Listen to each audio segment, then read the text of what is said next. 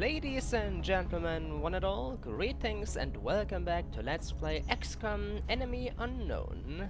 The very first major goal of the game is to both build a alien containment facility as well as a arc thrower, or an arc thrower. After that, you simply need to capture at least one live alien to progress the game. That is the very first major goal of XCOM, as I already mentioned, and we are about over 50 episodes into this Let's Play, about over 30 freaking hours, and such a thing as capturing one live alien still hasn't occurred. True TSC style, ladies and gentlemen. True, unique, slow-paced MisterTSC style, yes indeed. You won't find it anywhere else. You won't be able to waste your precious lifetime as efficiently anywhere else as on this very channel. In any case, today we've got quite a few things on our hands, such as finally receiving those 3 bloody satellites. The question, of course, is, once we receive the satellites, where are we going to shoot them up into orbit? As you can all see, quite a few countries are within the oranges and reds. I will only deploy the satellites at the very end of the month, because, you know, there might be another mission still, so if we waste a satellite now, that mission, which might happen, could nullify our progress, could nullify our advantage we would gain. However, of course, it could also be that suddenly a terror mission will appear out of freaking nowhere and threaten us to, Good question, actually. Maybe I should rephrase that. The TSC story. It could also happen that there's another terror mission, and then we will lose a country without getting the chance to actually deploy a satellite. And lo and behold, Bradford hasn't interrupted me yet. What are the odds? Has some kind of miracle happened? Well, I have to admit, it might make sense. It actually does make sense, now that I think about it. After all, we just got done slaughtering the frickin'... I mean, we took care of them Bradford clones. Yes, indeed, remember those guys, those fricking bastards I detected within the power generator chambers and anywhere else, everywhere else? They were imposters, let me tell you all that much, and we disposed of them very, very discreetly. Beep, beep, beep. Oh, wait a second, ladies and gentlemen. There's a call incoming from the actual Bradford. Dude. G'day, sir. What is it? We sure showed them clones, did we? They were not... You mean... Wait, what? Autopsy? Human DNA? What? Oh, they just really happened to look... like one and the same... I'm in the middle of something, Bradford. Can't you see I'm busy? Can't you see you're distracting the fans? Later. Beep. Anyway, ladies and gentlemen, you didn't hear a thing. Oh, Christ, even more paperwork. How much longer until the satellites arrive? 6 more days. And how many more months until the day is over? How many more years until the month is over? How many more days until this month is over? What the frick am I talking about? About 10 more. Well, there is once again nothing else we can do really other than debate about what we should spend credits on. Well, I do think there's one other thing I should probably mention. Guess what, ladies and gentlemen, and I know you will probably want to stake me for this one, but I don't care. Look at this. Hiring cost 30. Yes, yes, yes, MisterTSC never freaking holds his word or promise, but I brought back some of the changes, mainly this one right here, because, well, human life is valuable. You can't just freaking buy a human being for 15 credits. I will never be able to accept that. No, 30 it is going to be until the day I die. Well, preferably only until the day this Let's Play is finished, thank you very much. Now then. Come on, TSC, 100 bloody credits, and you will gain new money at the end of this month. There's gotta be something you can do, something you can purchase. Grey market, we've got 1 damaged UFO power source. There you go. Gonna keep the flight computers for now. Bingo. What about them corpses? Well, we only got very few of most corpses except the floaters. I can sell a few of those guys. Gonna keep 15 for eventual projects as well as offers. Offers as in, you know, whenever people request a certain amount of something, help us out! In exchange we shall give you money! There!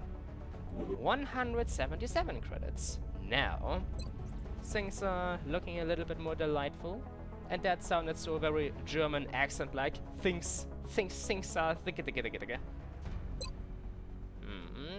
Rapid recovery still sounds tempting. Like this, our good soldiers would be available more often, even after they get wounded. But 150?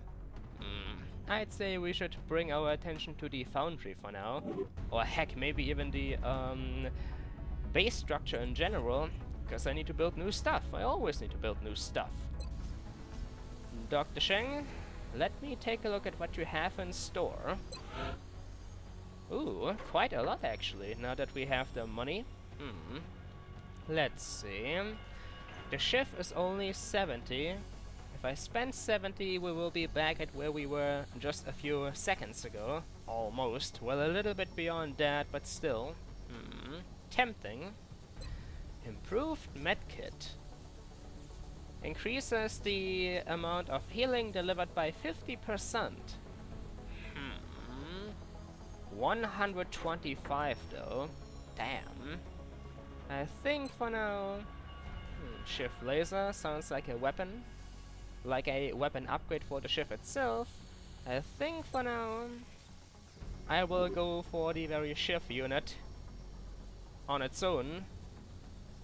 Except, of course, there is something more tempting available within the facilities menu.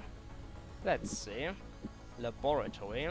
Do I need another laboratory? Do I need to speed up something? Well, I certainly need to excavate more. Steam. I want a steam generator, because like that they will give me plenty of sales, plenty of offers and holiday promotions and blah blah blah. Sadly, the thermal generator is still beyond our reach. 200 bucks, are you kidding me? Almost though. And we do need the power. As a result, very soon it is going to happen. Anything else? The alien containment... It requires 5 power. Listen to this, ladies and gentlemen. This is the very plan. As soon as we get a little bit more money, we shall build a thermal generator. And after that, we will go for the first alien containment facility. Deal? Yes, I do believe we have ourselves a deal. Adjacency bonuses from 2 workshops next to each other? +7 refund on resources used when building vehicles. That isn't too bad. Laboratories, +10 increase to research. Well, research never really takes all that long. I could also build another power generator right here. But the workshop adjacency bonus is tempting to say the least. Nah, I'd say for now we shall simply go for the heavy weapons platform. Simply because when the hell else am I ever going to spend money again? It only happens once upon a blue moon. ETA 7 days, alright Dr. Sheng, I can live with that. Make us all proud. The foundry is already warmed up. I'll make sure to notify you as soon as production is finished. Of course, Dr. Shen, I am counting on you. Alright, the shift unit is under construction, or well, the shift schematics I should say. After that we will be able to build them. There was something else I wanted to add to that though, but what exactly was it? I was talking about a blue moon, talking about... yes, of course. In case of an emergency, we can always just sell our corpses and everything. I mean, sure, you can use them for other, more efficient matters. But still, they are like our emergency food supply. If things ever go dire, we shall consume them without mercy. Now then, I think I should probably... well... actually... Nah, not gonna prepare any soldiers for the time being. For now, we shall simply await the arrival of the next mission. as well as the arrival of the EMP cannon and satellites. Oh, 6 more days, ladies and gentlemen, 6 more days until we will be able to pull this around at long, long last. Can you believe it? Over 50 episodes into this desperate struggle, over 30 freaking hours, and now we shall finally receive the chance to survive a little bit longer. This is the most epic XCOM Let's Play ever.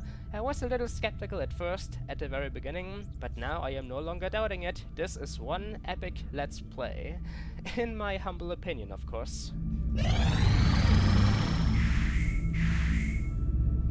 Haha! Request from Brazil. Not what I was expecting, but still quite lovely. Also, several soldiers have returned to active duty. Beautiful. Requested 6 sectored corpses and we still got 7. Good. Considering that there are no more bloody sectoids to be found anywhere, that is quite strange. The CEO of a major Brazilian pharmaceutical company has expressed interest in studying one of the sectored corpses we've recovered. They've promised that if we help them, they'll reciprocate the work, yeah? Reciprocate. I've never heard that word before in my life. Reciprocate. They'll be grateful. Alright, that's what it's supposed to mean. They'll be grateful. $60. Alright. Gets us almost back to what we had a few minutes ago. Freaking again, only the other way around. Half them corpses. The Brazilian research firm just sent some preliminary data from the sectoid exchange. What would have taken their researchers years has taken days thanks to us. And they've been very generous in showing their appreciation. Always a pleasure. Now, Magistrix and Nidori Kawashiro have returned to active duty. Maybe Rose Thorn as well. Good. Time for the arrival of the EMP cannon. Thanks, Dr. Wellen. Much appreciated.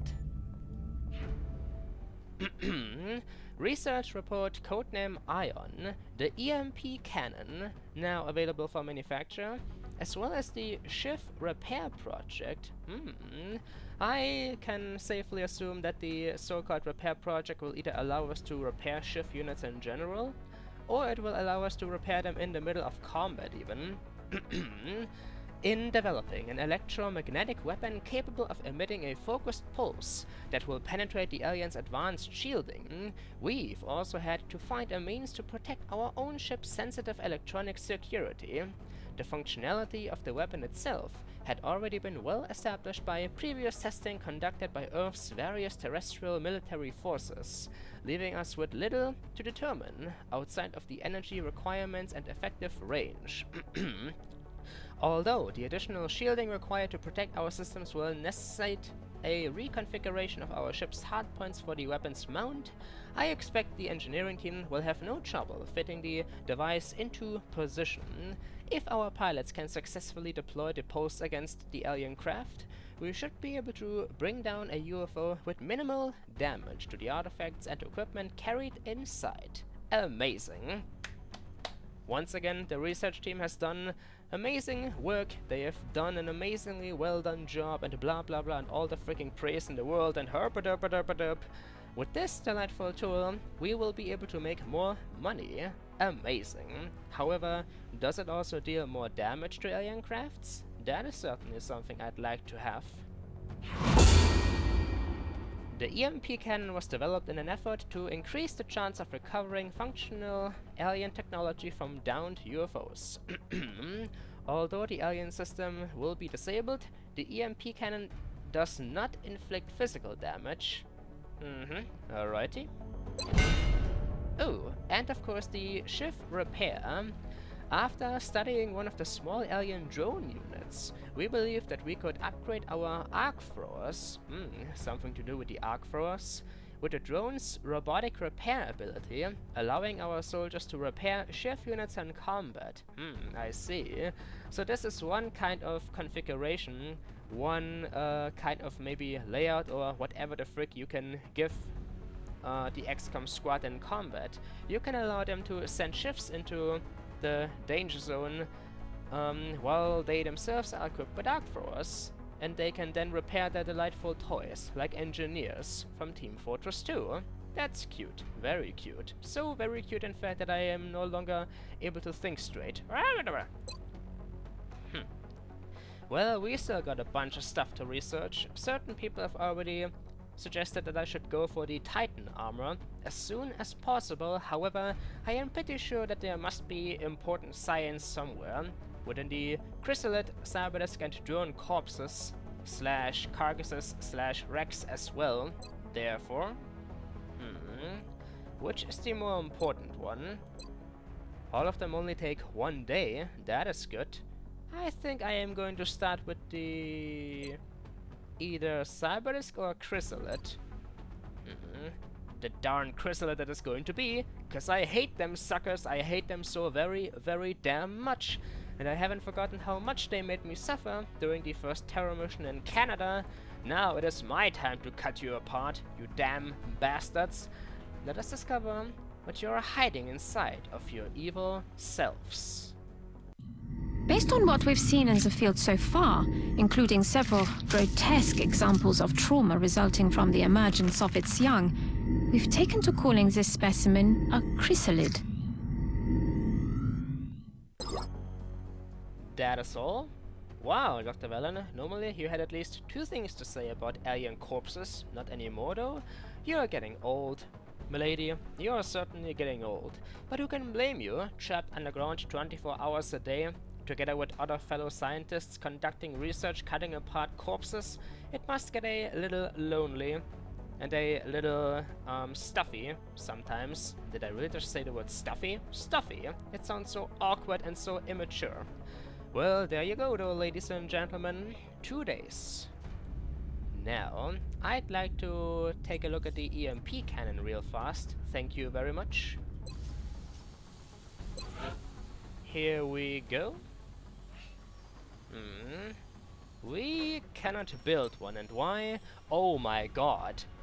Because you need freaking 30 engineers to manufacture one. Also, 200 bucks. Jesus, this must be one special cannon that can take down almost anything. Almost, like alien alloys, almost anything. Do we not yet have a different weapon for our interceptors other than the Phoenix cannon? No, wait. This thing here is actually a interceptor weapon. 90 alloys, 10 engineers. These super cool laser cannons can take down most alien craft, but they have limited range. I think I will actually manufacture one of these just in case another large vessel should ever dare to appear. Go for it, Dr. Sheng. There. I shall equip one of my interceptors with this delightful toy right now, and after that it's back to scanning. Both of these people have avalanche missiles. The question is, whom would appreciate the front line more than the other? Dr. Cupcake or the Raven Free? I can't at all remember if I ever gave that guy a name. I only know that the guy in North America is Professor Pancake. Or, yeah, this guy was Dr. Cupcake and he is Professor Pancake. I am so original. You know? I think I shall give the Raven Free the honor. Simply because close combat still scares me a little. Loadout. The laser cannon. Hit chance 85. The avalanche only has 70. Yeah, range short, but fire rate rapid. Low damage though. Seriously? Then why is it capable of taking down most alien craft if the damage is low? Well, armor penetration medium. The avalanche missiles only have armor penetration low. Damage low, damage low. What the frick. Let's go with it. Hours until combat ready 24. Acceptable.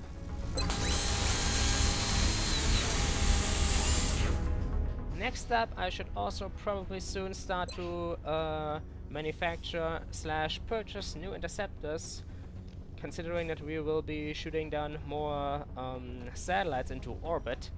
How expensive is one interceptor again? 40. plus the maintenance. I'm gonna wait on that for the time being. Alrighty then, 2 more days until Chrysalid Autopsy and satellites. I can already feel them, I can taste them, so very delicious. Satellites, come to Papa, we miss you. Yes, we miss you, even though we have never really encountered you before, since you 3 are going to be newcomers. Still, we miss you, we miss your presence. Haha! Rose has returned to active duty, the Raven 3 is now equipped with a laser cannon, and the Chrysalid Autopsy is done. Research completed.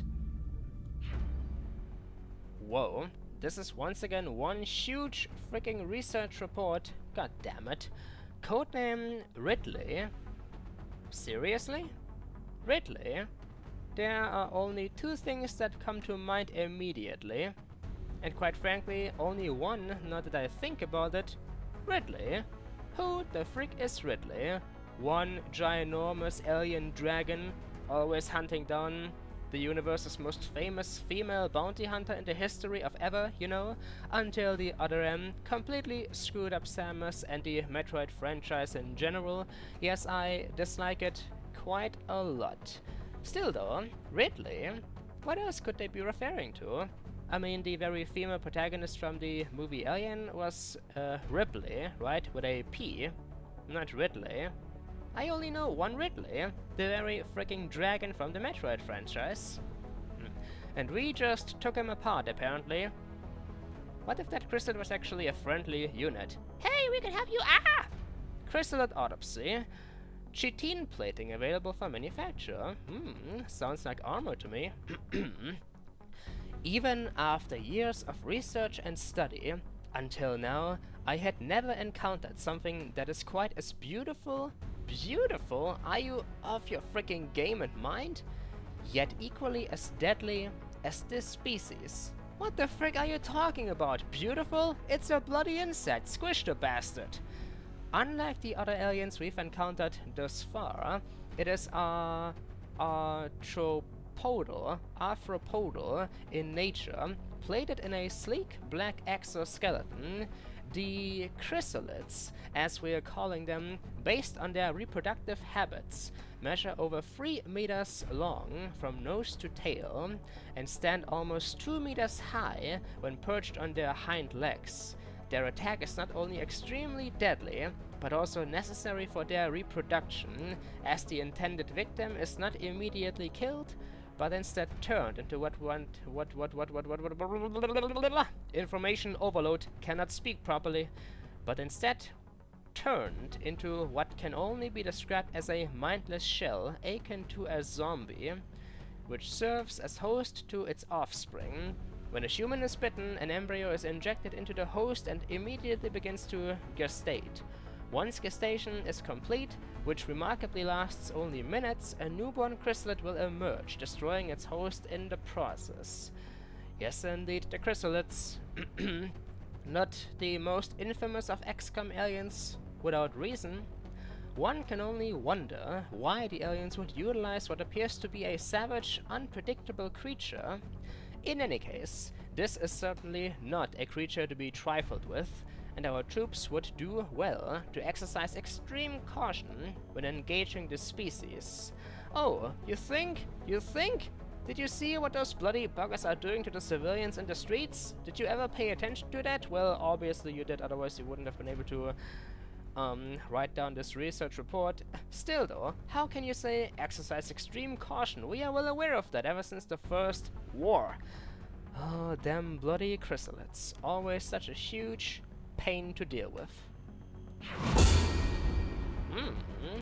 Light plating made from the chrysalid exoskeleton. This material provides additional protection and a significant reduction to melee damage sustained. Beautiful. Next up is going to be the Cyberdisk Autopsy, because them Cyberdisks have just freaking turned into something so new. I still cannot comprehend it, the way they unfold into their organic-like shape. It's crazy. I want to know how they do it. I want to learn more about them. We've yet to recover one of these in functional condition from the field. The men seem to enjoy using them for target practice. At the present time, we know that the cyber disk, as they've been calling it, is heavily armed, but it shows no clear pattern of behavior on the battlefield. That is certainly always something I found quite interesting about the cyberdisk. They are like sentient beings, even though they look like machines. Obviously, a machine can be a sentient being, given the proper AI and programming, but still, the cyberdisk, how exactly does it function? Is it more robotic or more organic? Does it receive orders somehow, or does it act on its own? I want to certainly learn more about them. In any case, what about this so-called chitin plating? Dr. Shen, can you tell me more?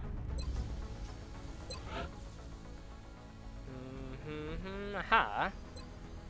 77 alloys? That is fucking expensive. Chrysalid corpses, 9 alloys, and yes, I know I said 77 alloys, I mean 77 credits, still expensive. Light plating, made from the chrysalid exoskeleton. Yeah, provides additional protection. It might be an upgrade to the nano fiber vest. However, 77 bucks? And those are vanilla values. This thing is expensive as all hell, Jesus Christ. One more day, ladies and gentlemen, one more day. Just take a look at the world. This is certainly not a pleasant situation. But one more day until we can try to regain control. I don't even want to scan, I just want to wait. Europe is still looking alright, mostly. But any other place of the world? Not so much. Well, Africa, surprisingly. You'd think that a continent such as... Wait a second, did I just call South America Africa? What's the matter with you, TSC? I am simply going to take back what I said, what I was about to say, because it wouldn't have made sense now that I realized this is not fricking Africa, you fricking dumb, stupid, silly... Arr! Satellites, come on, I want you. Commander, our satellite is prepped and standing by for launch. We are ready to deploy it on your orders. Yes! Finally, ladies and gentlemen, the satellites, they are done. Finally, they are done. 3 of them. Now it is only a question of where we will deploy them. Oh boy. Oh boy. As I stated already, I will wait until the month is almost over. Yes indeed, because like that we will be able to get the most out of them. Still though, it can't hurt to already check where we could deploy them. Bradford, don't you dare interrupt me too much today. I wouldn't appreciate it, not at all. Let's see. What's the global situation? Well, we definitely need to deploy satellites above Egypt and Russia, unless we receive another terror mission, because if we don't, we will lose them. Bonus 150 per month, damn. Egypt, 70 per month. I'm mumbling again, I'm freaking mumbling. Not Keep everyone out of engineering for a while. They're testing some potentially dangerous new equipment down there. I knew it was gonna happen eventually. Well, Egypt and Russia will definitely receive satellites, but whom else? Maybe I should try to calm down Africa as much as possible. But Argentina and Brazil are also not looking all that good. Ladies and gentlemen, of course I would like to hear your very opinion, considering that the episode is almost over. Tell me, where would you deploy those 3 satellites, except Russia and Egypt, because those are the most obvious ones? Australia? Maybe. I'll need to make a decision, and I hate making decisions. I don't know what's going on down there. Check with maintenance. Just a few seconds ago you told me that they are doing something dangerous down there. And now you are saying you don't know what's going on down there? Seriously, dude, what am I paying you for anyway? Gonna hold back on deploying them for now.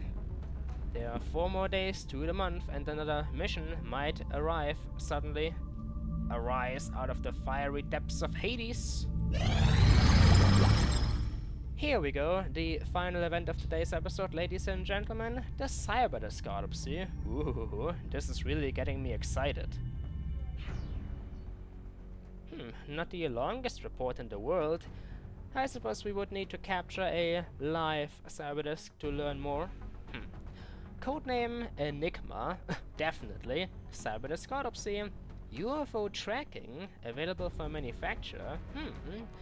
So far, we've been unable to ascertain whether this is strictly a mechanical creation or a living organism. Based on our findings, it has an alternative biomechanical system based on the silicon atom. Like carbon, silicon can create molecules that are sufficiently large to carry biological information. Science, ladies and gentlemen. And since silicon has several chemical properties similar to carbon, it is possible this could be a new and completely alien life form. Wait, what? This could be a new and completely alien life form. A new and completely alien life form? Is that supposed to be another typo? Cause it doesn't sound right to me. One more time. It is possible this could be a new and completely alien life form. Wouldn't it make more sense to say this could be a new and complete alien life form? Complete as in it is an alien life form, not just a machine? Or that this could be a completely new alien life form? God damn it. Moving on. With respect to the specimens we've already encountered, its internal mechanisms seem to operate like organs. Just as expected, giving it the ability to circulate plasma through its core systems, much in the same way blood flows through our bodies. Our unit analyzes view, view. Somebody told me to just try to shoot an alien in the field and then press a specific button to use the so-called unit analysis view. I shall try to do that very thing next time we stumble upon a mission. Thank you very much. Ladies and gentlemen, the CyberDisk. Truly an enigma. Is it a machine? Is it a organic creature? Well, they are certainly no longer the CyberDisks they used to be in the past. No, these things are perhaps new alien life forms altogether. Aliens in disguise. Machinistic disguise, or mechanical disguise if you will. Quite fancy. UFO tracking. Activate this module during interception to provide an immediate temporary boost to our unit's pursuit speed. The module will burn out after one use. Of course. Its technology lets us focus our satellite's computational resources on UFO pursuit and might buy precious time to chase down even the fastest UFOs. Not too bad. Last but not least, before the Titan armor, the drone autopsy. This unit appears to be a drone, which is similar to the military drones we are familiar with. This particular example seems to have the ability to repair damaged equipment. Dr. Shen and I believe it should be possible to capture and repurpose these for our own use in the field. Jesus Christ, our butcher is having a freaking field day today, taking apart alien after alien after alien with a sauce, with, I don't know, a chainsaw. That is the kind of tool you use to dissect the aliens, correct? A chainsaw? I think that is what you use, not so sure though. Well, I definitely use one to cut through the CyberDisk though. That's for damn sure. Ladies and gentlemen, another delightful day at the Neo Sanctuary, aka XCOM HQ. And was it a productive one? I'd say so. We have gained plenty of new, well, money. Money we immediately spent on stuff, such as new technology and new everything. We've got quite a lot of research out of the way as well. And we finally, at long last, gained ourselves 3 new satellites. But where should I deploy them? Yes, indeed, where should I deploy them is the question. Tell me more, ladies and gentlemen. Tell me more. And, by the way, one more day until the shift is ready. We are already 35 minutes into the episode, but you know, what the hell? I want to get as much stuff out of the way as possible. Therefore, also, New Interceptors North America. New Interceptors North America? What is that supposed to mean? I, quite frankly, don't know. I didn't buy another one and forgot about it completely already, did I? Well, here we go. The heavy weapons platform. Now the question is only, how expensive are them shift units anyway?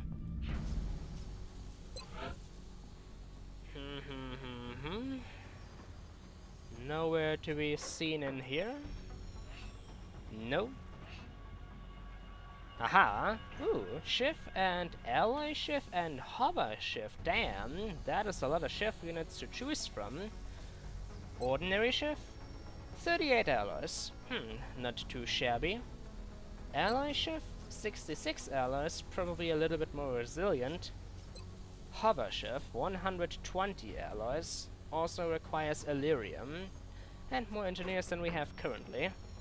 I shall keep them in mind. Yes, I shall. Ladies and gentlemen, this is enough for today though. My humble name is MisterTSC, aka TheShadowCookie. I hope that you enjoyed this episode of Let's Play XCOM Enemy Unknown, and I hope that you will come back for more. Honestly though, what about this interceptor?